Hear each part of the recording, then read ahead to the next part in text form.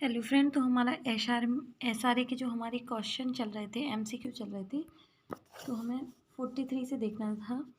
विनिर्दिष्ट अनुतोष अधिनियम के अंतर्गत क्या वादी जो चौकीदार की हैसियत से संपत्ति के आधिपत्य में है वह स्वयं का आधिपत्य विहीन किए जाने के संबंध में स्थायी निषेधाज्ञा हेतु वाद संपत्ति के वास्तविक स्वामी के विरुद्ध प्रस्तुत कर सकता है। तो इसमें बताया गया है कि नहीं, क्योंकि वादी को लंबे आधिपत्य के बावजूद भी संपत्ति में कोई हित अर्जित नहीं होते हैं, इसलिए वह संपत्ति के वास्तविक स्वामी के विरुद्ध स्थायी निषेधाज्ञा प्राप्त करने का अधिकारी नहीं होगा।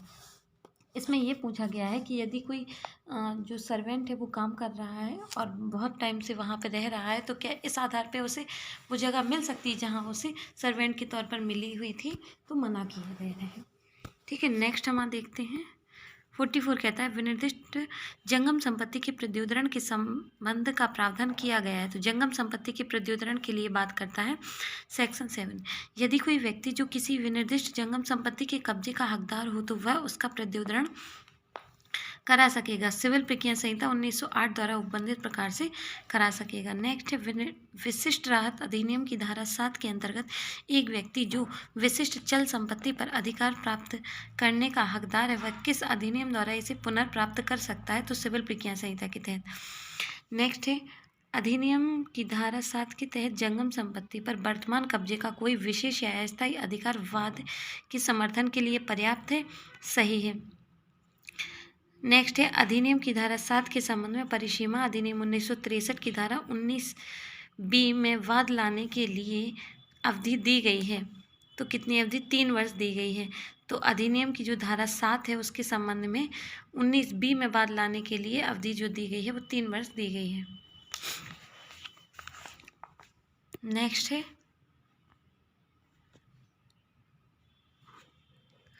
विशिष्ट अनुतोष अधिनियम की धारा 8 के अधीन कोई व्यक्ति किस परिस्थिति में चल संपत्ति के परिधान के विनिर्दिष्ट अनुतोष के लिए हकदार नहीं होगा? तो जब धन के रूप में प्रतिकृत दावाकृत वस्तु की हानि के लिए यथायोग्य अनुतोष हो तब। नेक्स्ट है यदि कोई व्यक्ति जिसका जंगम संपत्ति की किसी भी विशिष्ट वस्तु पर कब्जा अथवा नियंत्रण है जिसका वह स्वामी नहीं है, वह उसके अविवेक कब्जे के हकदार व्यक्ति को उसका विनिर्दिष्ट परिवाद करने के लिए विवश किया जा सकेगा उपरोक्त सभी स्थिति में, जबकि उसकी हानि से कारित वास्तविक नुकसान या अभिनिश्चय करना अत्यंत कठिन है, जबकि दावाकृत वस्तु का कब्जा वादी के पास सदोषता अंतरित कराया गया हो, जबकि दावाकृत वस्तु प्रतिवादी द्वारा वादी के अभिकर्ता अथवा न्यासी के रूप में धारित हो। नेक्स्ट है वादी द्वारा लंबे कब्जे के आधार पर बिना स्वीकृति के स्थायी निषेधाज्ञा का वाद उसे बेकब्जा न करने हेतु प्रस्तुत किया। विधि कब्जे का आदर करती है, इसलिए वादी को बिना विधि की प्रक्रिया से बेकब्जा नहीं किया जा सकता, पर विधि की जो प्रक्रिया है उसका पालन करना होगा। तो बिना विधि की प्रक्रिया के बेकब्जा नहीं किया जा सकता। नेक्स्ट है खा के एक ऐसे चित्र पर अपना आधिपत्य बनाए हुए है जो कि एक मृतक चित्रकार द्वारा बनाया गया है एवं दुर्लभ चित्र है। क्या का को चित्र लौटाने के लिए बाध्य कर सकता है? तो हाँ, कर सकता है। चैप्टर 2 है 53 विनिर्दिष्ट अधिनियम की किस धारा के तहत संविदा पर आधारित अनुतोष के वादों में प्रतिरक्षा का प्रावधान किया गया है? तो धारा 9 के तहत प्रतिरक्षा का प्रावधान है। संविदा पर आधारित अनुतोष के दावा के विरुद्ध प्रतिरक्षा के तौर पर अभिवचन किया जा सकेगा जो उसे संविदा से संबंधित किसी भी विधि के अधीन उपलब्ध हो।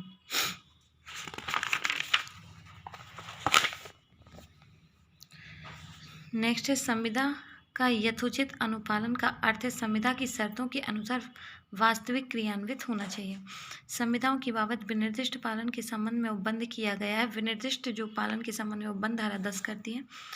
न्यायालय द्वारा किसी संविदा का विनिर्दिष्ट पालन कराया जाएगा तो 11(2) में अंतर्विष्ट उपबंधों के अधीन, 14 में अंतर्विष्ट उपबंधों के अधीन और 16 में अंतर्विष्ट उपबंधों के अधीन किसी संविदा का विनिर्दिष्ट पालन कराया जा सकेगा। वादी ने एक संविदा को शून्य घोषित करने की सहायता चाही तथा विकल्प में उक्त संविदा के विशिष्ट परिचालन की सहायता भी चाही। ऐसा किया जाना अवैध है।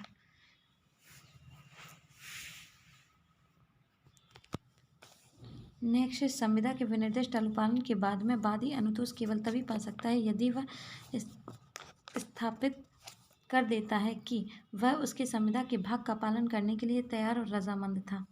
नेक्स्ट है खा एवं गा सहदायक है। का संयुक्त परिवार की संपत्ति में पृथक कब्जे में है, वह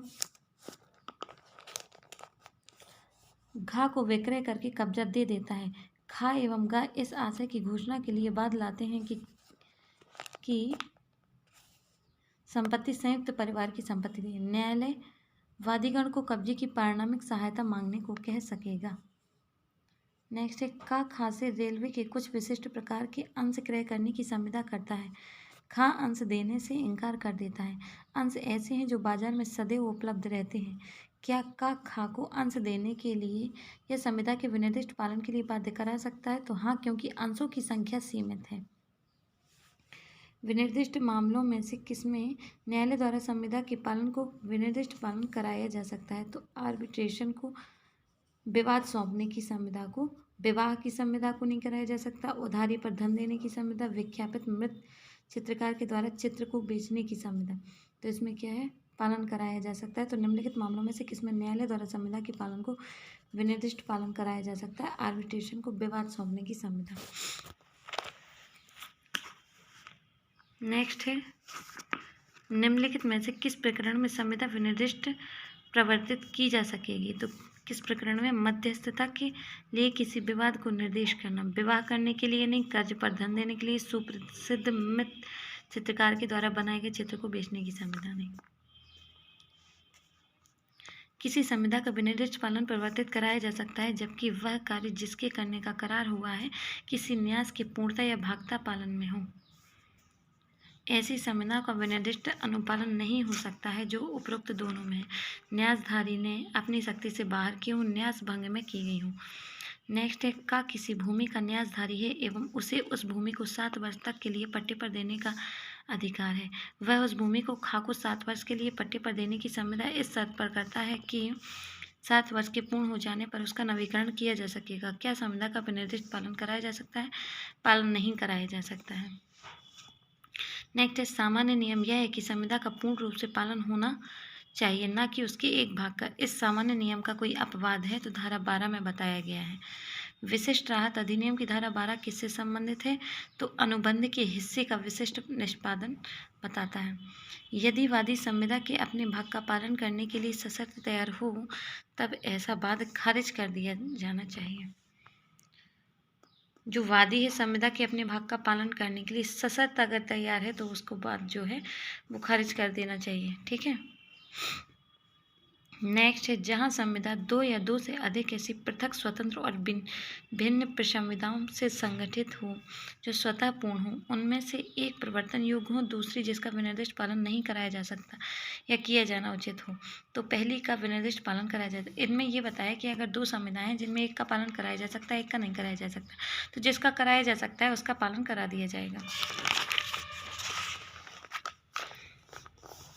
नेक्स्ट है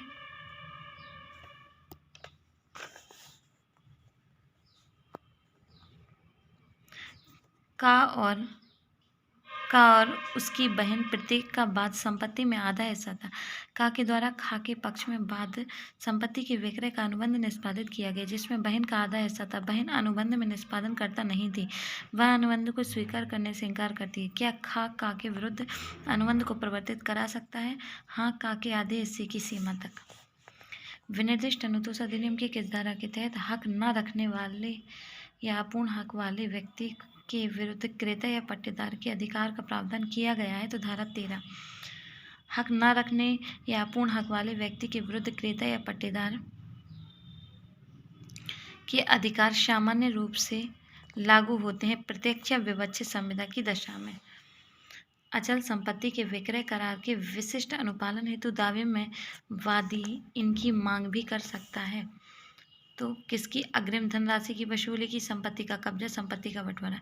संविदाएं जो विनिर्दिष्ट या परिवर्तनीय नहीं है को विनिर्दिष्ट अनुतोष अधिनियम 1963 की किस धारा में बताया गया है? धारा 14 में।